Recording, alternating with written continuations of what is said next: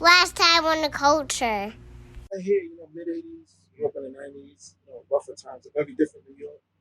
And it's part of the building blocks that made me who I am today.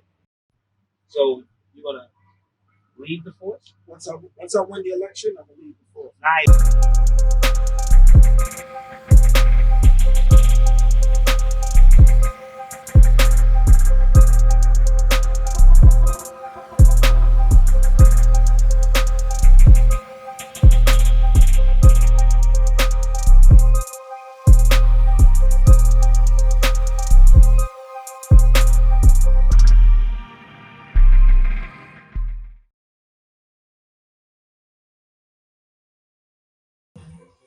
I told him I gotta do this though. It is what it is. I mean, just with that, you sending a chill through me. It definitely is Allah Akbar. And all praise to Allah, the most merciful. So the only person you fear should be is God or the spirits or the ancestors, whatever you believe in, to the highest power. I feel good hearing you say that. I see your vision. I'm glad because within our culture of people, we don't have no more leaders. Because we always trying to tear down. So seeing what you're doing and knowing that you're only human and you're willing to sacrifice it all, that's the most beautiful thing. You're worth it, man. Yeah. I mean, these kids walking out here, they all work. And that's real. You know what I mean? Like, the way I see it is, sacrifices were made for me to even be here. You know what I mean? And one thing my dad taught me, he said, whenever you're in a position to help someone, saying no is not an option. Because the fact that you've been blessed to be in that position is so you can help them. You know what I mean? So this is just a bigger version. It's crazy because me and you were chopping it up and you didn't say that. And your father's saying that. And then I know you've had officers call you and saying, yo, listen, if I'd have knew, I'd have pulled your collar and say, don't do that and build yourself up in the ranks, didn't do that. And that's what I'm talking about when I say I consider those officers bag of shit. Because who can wait? Because then your child can be the next George Floyd. It's like a show back in the 90s, early 2000s, Family Man. It was Carl Winslow had a son, Eddie Winslow. I know it's TV, but he was an officer, and it showed racism because his son got pulled over for no reason. Got thrown on the ground, harassed, and then he stepped to the officers. He said, so what? That's our imitating life, man.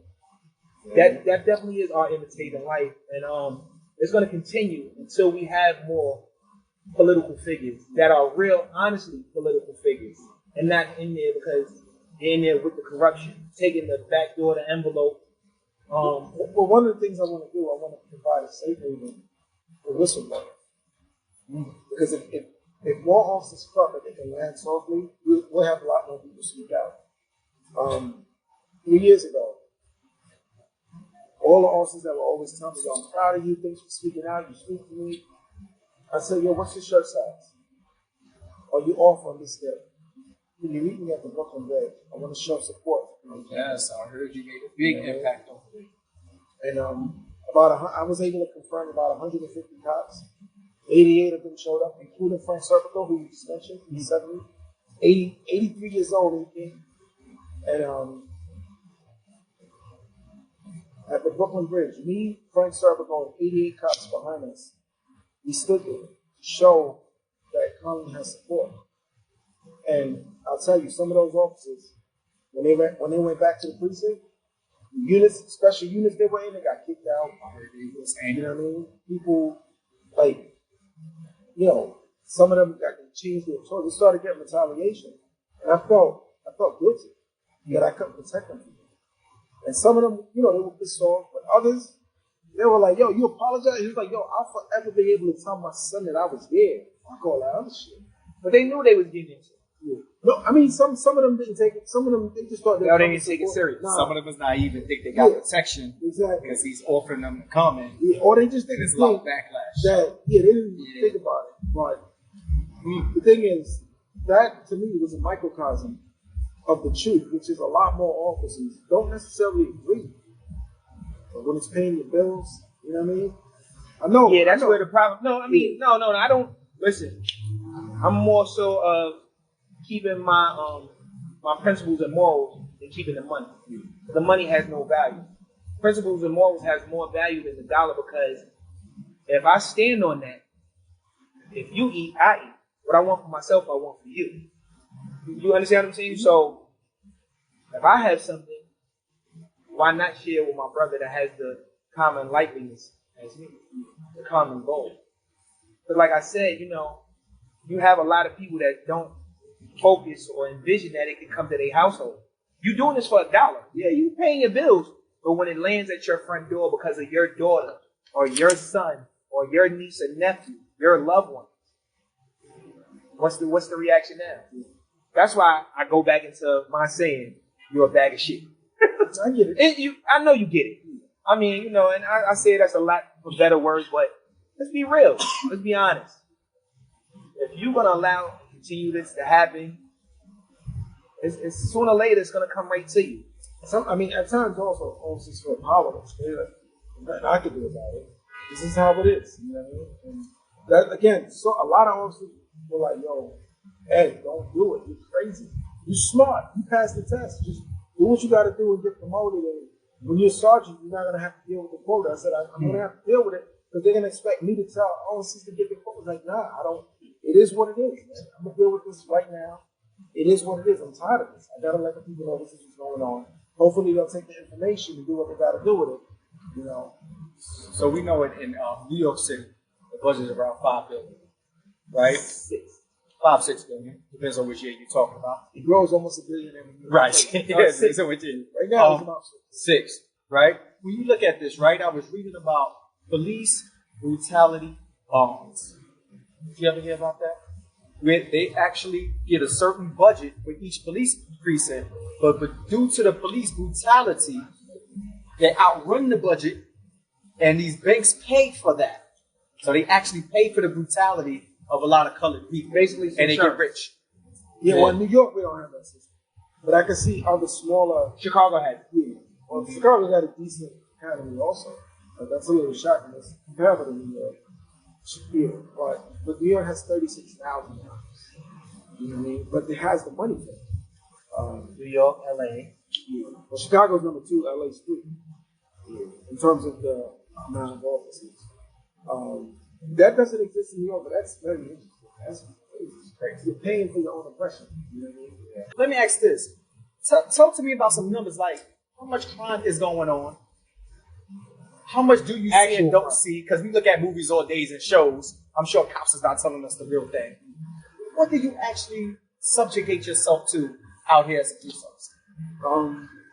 This year, there has been an increase in certain violence. I'm out in Bed-Stuy now. And, they showed me love.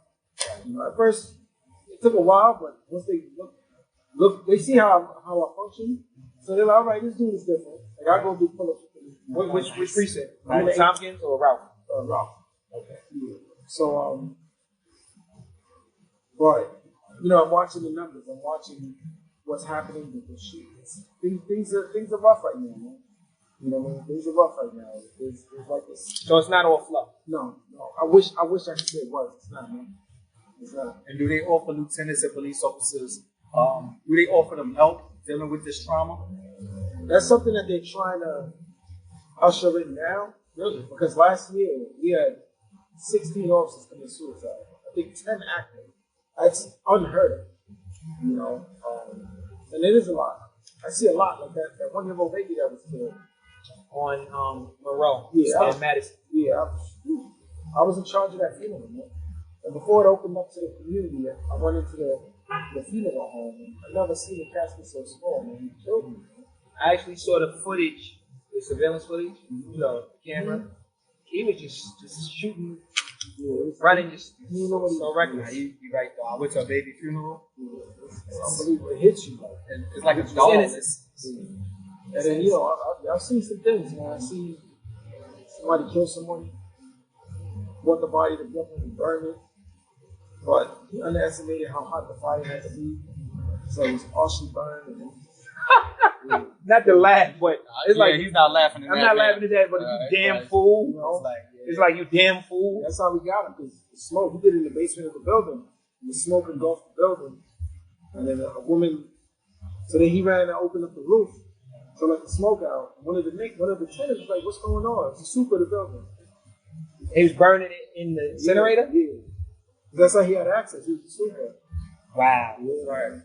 Yeah, I've seen some things. The world's dumbest criminals. Yeah, I've seen that moment when the light leaves the person. It's unbelievable to watch that. The moment when that spirit leaves. Yeah. I've experienced that. I've experienced that with one of my siblings and my father. So it's nothing, and I tell people this. It's nothing to be sorry about. And just my mind state of mourning, because life has to come to an end. It's the impact that you leave and the legacy. So I witnessed my father take his last breath. I had to tell him it's okay. We're gonna be all right, because he fought. And then once I said that, he relaxed, and I watched him. I had a little brother, Jarrell Joseph Lynn. I had to be like 6 years old. It was 6. Sudden crib death, and he died. I held him. So some people see the concept of death differently. In the United States of America, we don't get to experience the true feeling of death like other countries. And what I mean by that, they'll show it. You'll see a depiction of it. You'll see it on the news. Censorship. Yeah, no censorship. So I know that's rough for some people. Some people would take it light. Like I would probably take it lightly. Like, not to be disrespectful, but on the sense of, all right. It's more so of the how it happened. That's a better. Yeah. Because I mean, sometimes it's an elderly person that doesn't wake up. And as a supervisor, I got to go to the scene, check out the scene, check out the scene, make sure there's no foul play, got to go examine the content. That's the way I want to go. Yeah. That's the way I want to go. Lay down and never wake up again. That's the way I want to go. I want to go coming. Yeah. I mean, that's for a walk. You're gonna traumatize that woman. You're gonna traumatize that woman for the rest of her life. Yeah, don't mind me. I mean, I bring humor. Yeah, that's so what Lord, good at everything we do. So like, to see 15-year-old, 25-year-old, leaking that thick lifeblood, that thick blood when you get stabbed and shot. And it got to a point where I could decipher the screams, man. Depending on the scream, I could tell if it's the mom, the sister, the baby mom. That's how much I've seen. So it's something like PTSD. Yeah, man. Everybody has it. Whether you realize it or not, it affects people differently. Granted, I come from a rough area, so death wasn't new. But having a responsibility is one thing. Say good morning, love. Love you, man. Good morning. Yeah. So, I mean, when you're responsible for securing the crime scene or notifying the parent, it's different, because their reaction. I have this one 18-year-old that died in his sleep, 18, and his father, the whole block, we thought it was police brutality. Like 3 blocks came out thinking that we were doing something to this man. The way he was scared. Wow. So he took it hard. I mean, understand.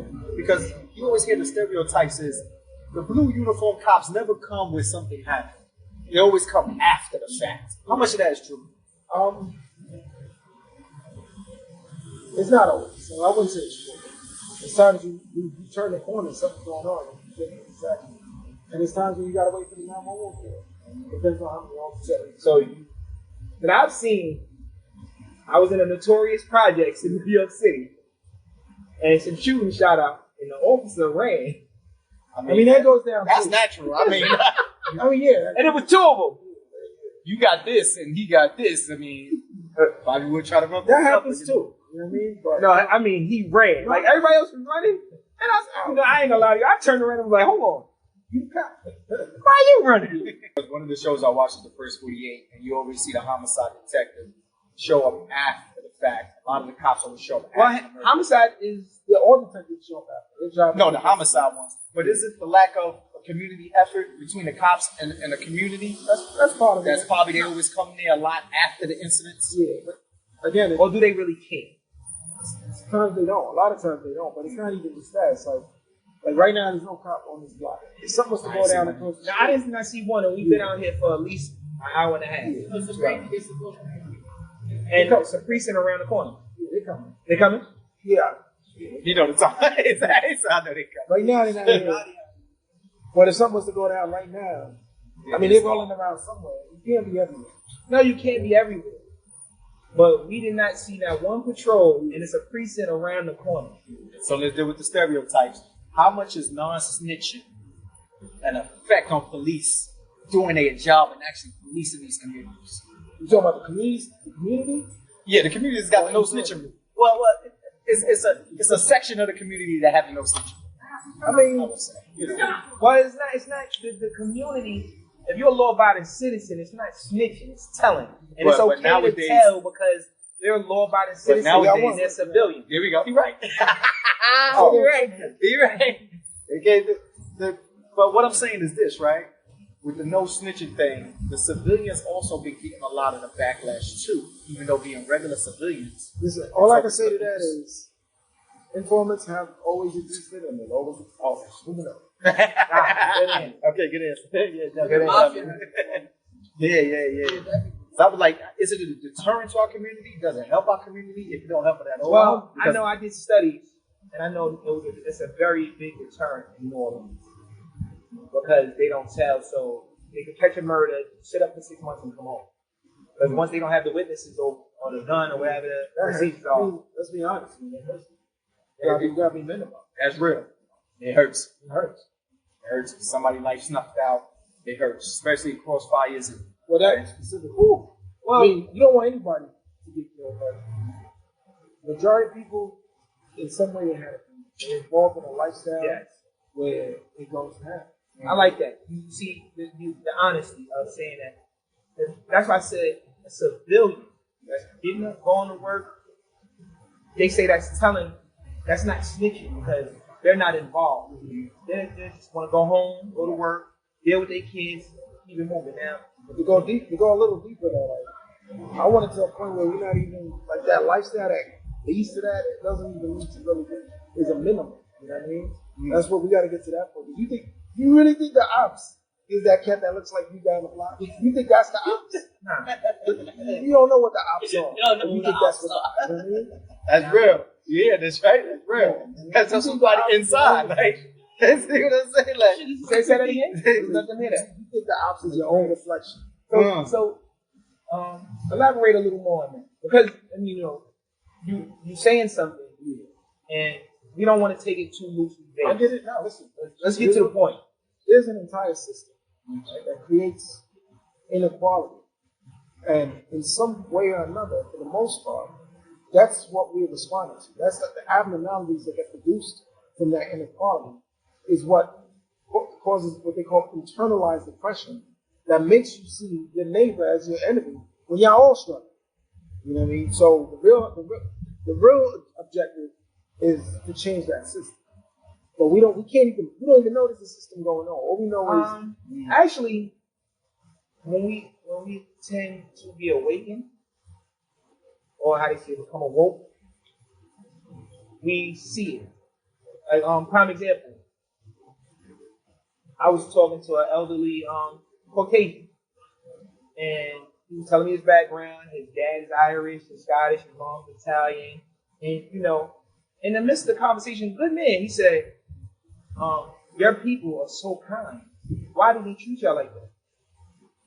And at one point, I caught myself that I was gonna get offended, but then I couldn't be offended because I had to turn around and tell them, they're so kind to you, but they'll look at me as an enemy. But you're the real enemy. Not saying him per se, but what you're doing, what you have done, what you set up. Me, I didn't set up none of this, but when I come in, they don't trust me. They automatically talk nice to you, but that's a mentality of the slave. It's still embedded. Tradition. Ain't condition. Condition, but it leads from tradition. You believe it or not, it's constantly somewhat beat into you.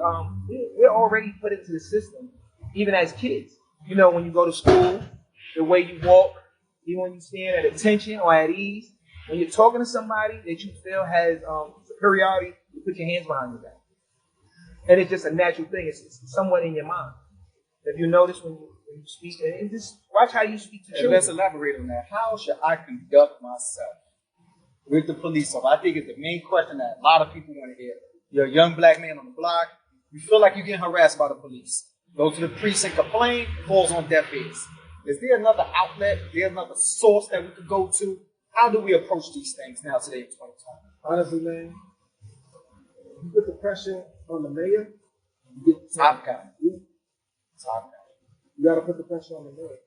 That's how you get the chance. Because he'll instruct the commissioner, and it'll eventually keep you going. I wish more people knew that. Well, shouting out to the mayor. Yeah. Shouting out to you now. And we're going to go forward with it. Who you elect to become mayor? Technically, they have the power. Like, think about Coming to America. At the end, when they're going back to Africa, and they basically told, Eddie Murphy's character that it's an arranged marriage and nothing you can do. Right. The Queen and the King, they're in the limo, and you can see that they don't see eye to eye. And the King's like, yo, but it's always been this way. Who am I to choose? and the wife said, "You're the king." You're supposed to be the king. King. You can do this with a sweeping hand. You know what I mean? So it's the same concept. The mayor has technically has the power. I'm glad that he dropped that jewel. I learned a lot today. I learned a lot in systematic oppression is real, like you said, it's the system, and how you may be a young man that caught a felony but trying to straighten out your life. How when they still pull you over, look up your record, they may still entertain that.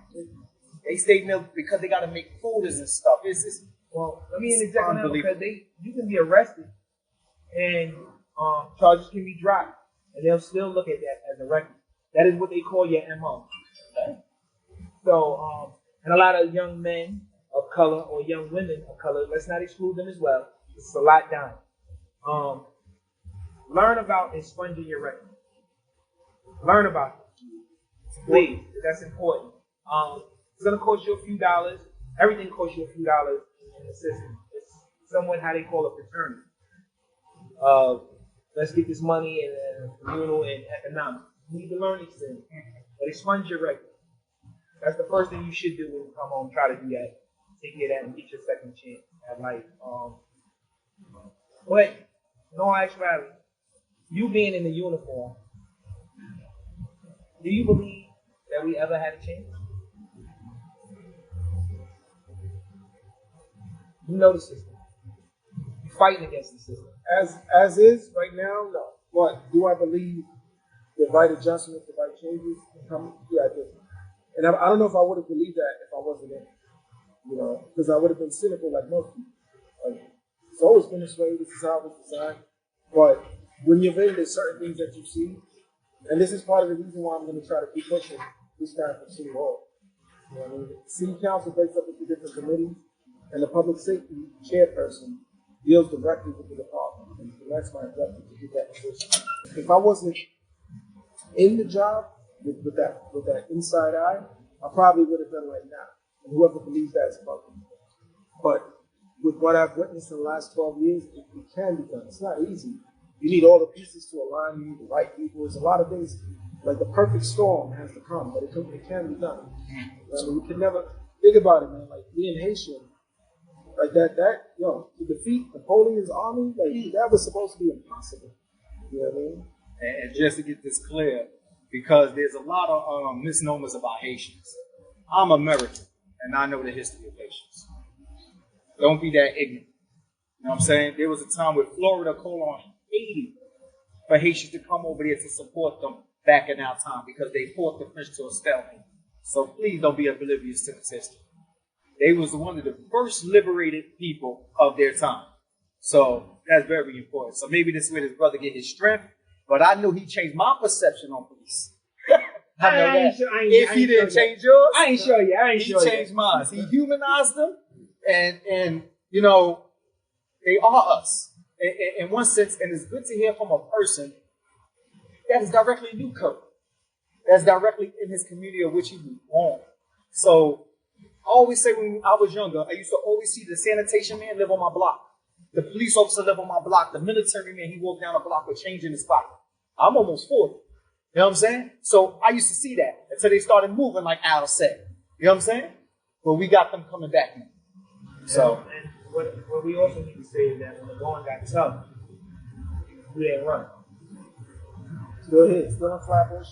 Now looking to represent, Flatbush and City Hall, but the city overall. You know what I mean? Because I got to vote on things that affect everyone. I got to write legislation that affects everyone. When that he said voting, y'all, 'cause that's coming soon, and we definitely need, especially on the lower levels. We always talk about on the local levels to vote that really could create that change, not just for the president. You're mad at the president all the time. Vote for your councilman in your district and stuff like that, so they could get the change and stuff. You know what I'm saying? But yo, bro, man, much love, and you ain't gotta know nobody to say, yo, we salute you. We giving you your flowers now, and the fans, make sure y'all give this man his flowers, and y'all protect this brother. All right, because I know he's gonna get death threats. I know all that's gonna happen. Protect this brother. Anytime he's in our neighborhoods, you can reach out to the culture wherever we live at, and we got him. Because I'm going to. Bad on one day, without no great risk, no great reward, and for something or you fall for anything. I'm Alley Cat. And I'm the infamous twin. My perception been changed. Rara. We the culture.